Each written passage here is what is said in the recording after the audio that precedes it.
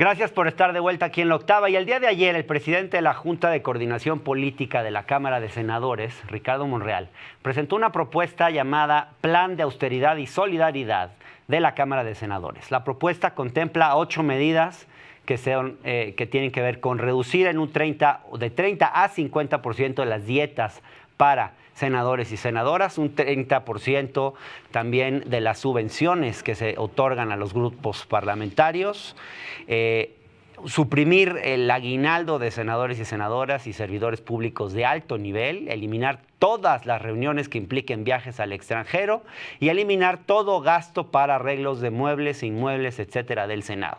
Se pone a disposición del Consejo de Salubridad General los edificios de Xicoténcatl y el Teatro de la República para hacer eventuales hospitales temporales y retornar a la normalidad presupuestal una vez superada la pandemia. Ayer martes, en una videoconferencia, el senador Monreal comentó que los coordinadores parlamentarios consultarán con sus bancadas la propuesta. Y para hablar de este y otros temas más, me voy a enlazar ahora con el senador Ricardo Monreal, a quien le agradezco mucho que haya accedido a esta conversación. Senador, muy buenas noches.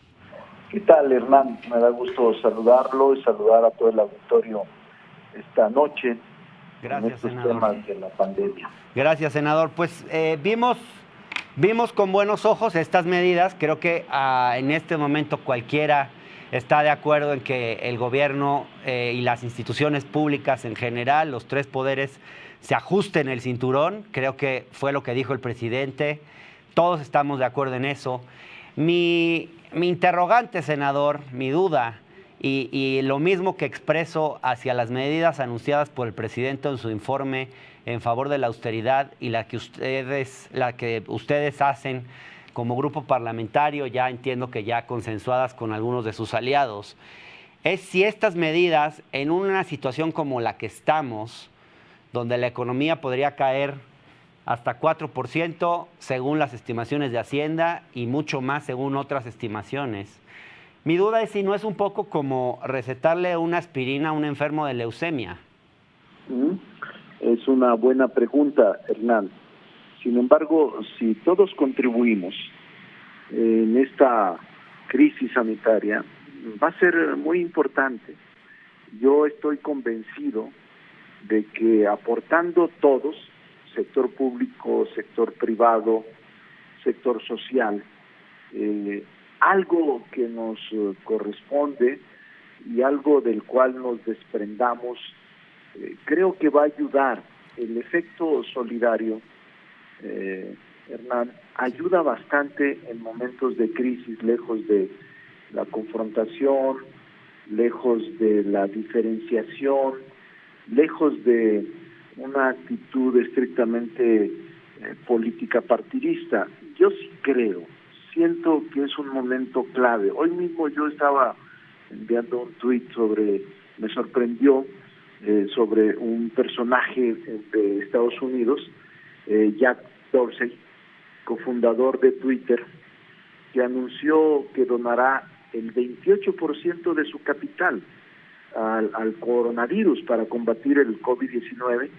Son, Hernán, cerca de 23,000 millones de pesos, y creo que si nosotros juntamos todo el sector público, los poderes de la Unión, los estados, los municipios, sí vamos a tener un impacto positivo. ¿De qué estoy hablando?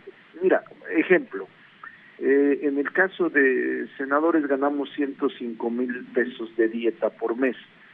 Si fuera el 50% más funcionarios, solo senadores, 128, serían cerca de 7 millones de pesos mensuales, solo senadores y senadoras.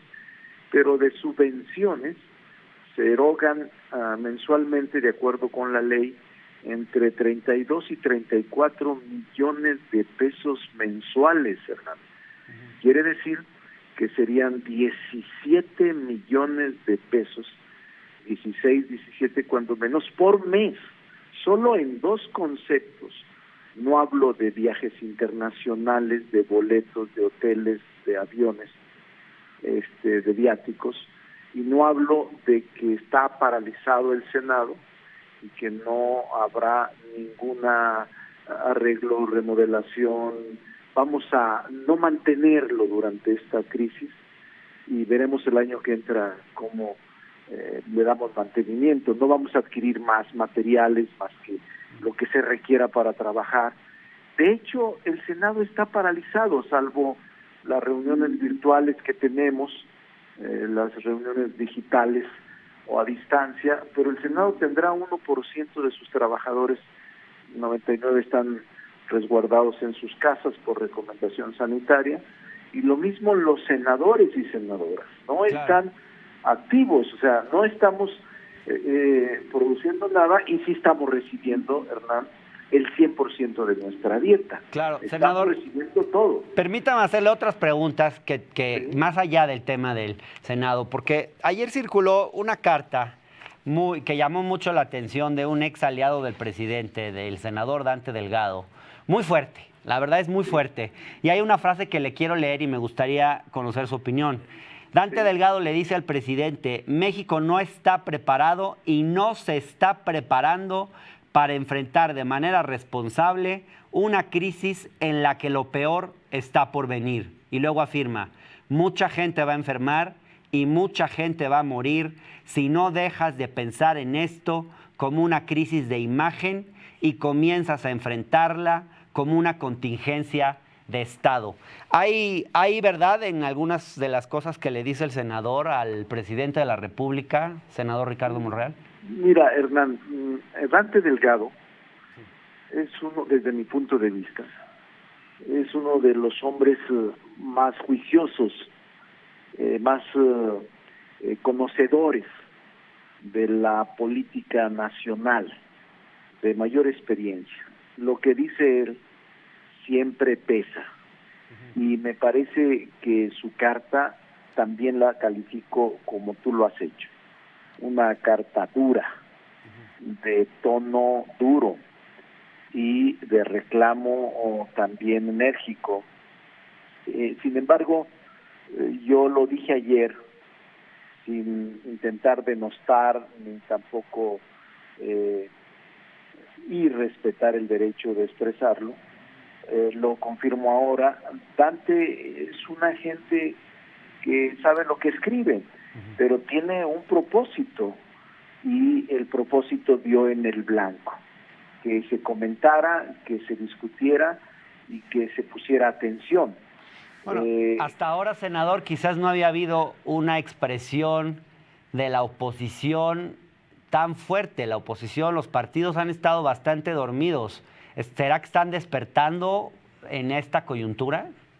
Hay una oposición real, Hernán, yo así la noto. Hay una oposición dura. Ayer que tuvimos esta innovadora Junta de Comisión Política a distancia, escuché tonos duros, del PRI, del PAN, del PRD, incluso de MC. No estamos yendo a una actividad de júbilo, sino de verdadero debate. Yo lo único que les digo es que, sin abandonar sus posiciones políticas, es el momento de la fraternidad y de atender las recomendaciones de la ciencia. Yo obviamente respeto el contenido de la carta, repito, es inusual en él, así lo hizo sentir y así lo expresó, pero yo diría que la confrontación nos conduce a caminos sin retorno. Yo no creo en eso, Hernán. Creo más bien en la posibilidad de conciliar. Estoy convencido de que se buscará y se encontrarán caminos de entendimiento racional con el sector económico, porque aparte de esta carta y de esta oposición, tenemos enfrente también el anticipo de un desencuentro con el sector económico, que también fue, Hernán, una carta dura, la que leyó Carlos Salazar, presidente del CCE, ayer. Entonces también se inscriben en todas estas visiones distintas de atender la pandemia. ¿Qué es lo que pienso yo de manera personal, como coordinador del grupo mayoritario? Pienso que la ruta que ha conducido el presidente de la República es la correcta y que su serenidad y su prudencia ha conducido a que se atienda la pandemia en razón de la importancia prioritaria. Si vemos el mundo, aunque estamos atrasados en la llegada de la pandemia, hoy se anuncia 170 decesos, lamentable, por cierto, expreso mi fraternidad y mi más sentido pésamo a quienes han perdido la vida, a sus familias que han perdido a sus familiares. Pero el tema es que si el presidente hubiese aceptado desde hace 6 semanas la presión de los grupos económicos para prorrogar o para entregar estímulos económicos fiscales, las arcas en este momento estarían vacías y no habría cómo enfrentar ese momento del que habla Dante Delgado, ese momento que no ha llegado, Hernán. Déjeme hacerle otra pregunta, senador. Sí. Escuché la conferencia de prensa de ayer en la mañana. Bueno, no sé si fue en la mañana o a qué hora, pero ahí dice usted, senador, que conoce documentos confidenciales de la curva de contagio para las siguientes semanas y que la cosa se va a poner muy dura.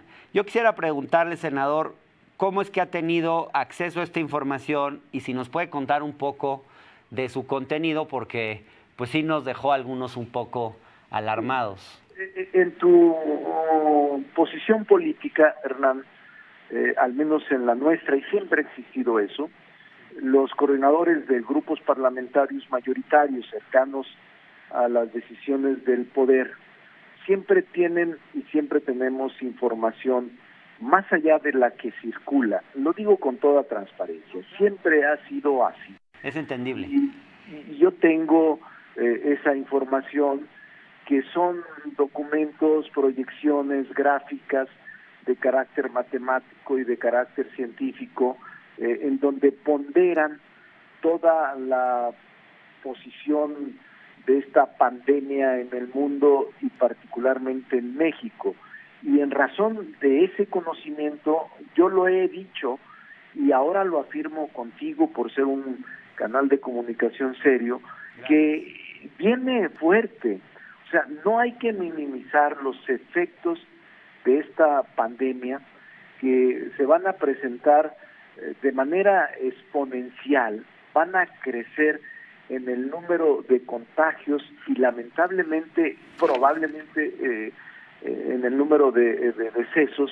No es lo deseable, pero así está proyectado científicamente, es inevitable, es hacia el mes de mayo.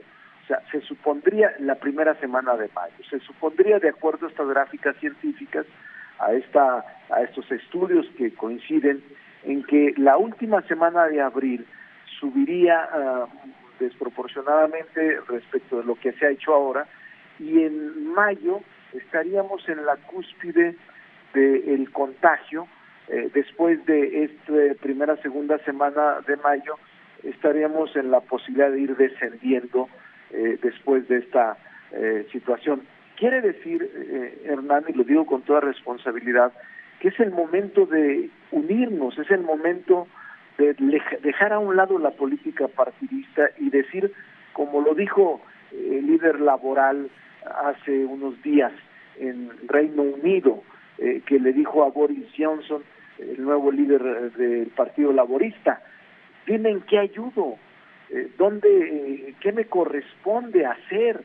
Le dijo al primer ministro, a pesar de que son de partidos distintos, totalmente contrarios, uno conservador y el otro laborista, sin embargo se fue a presentar con él una vez que fue electo y le dijo, el Partido Laborista quiere contribuir contigo en esta pandemia. Ya después seguimos discutiendo y después seguiremos fijando nuestra posición respecto de las políticas públicas que implementen, pero en este momento, le comentó, necesitamos estar unidos y vengo a ponerme a tus órdenes y a que me digas qué debo de hacer, qué me corresponde hacer. Así es de que a mí me gustaría esa posición frente a la gravedad que yo te comento y que deseo que no se presente, Hernán, pero finalmente es un tema que no podemos ignorar y que tampoco podemos ocultar. Es preferible decirle a la gente,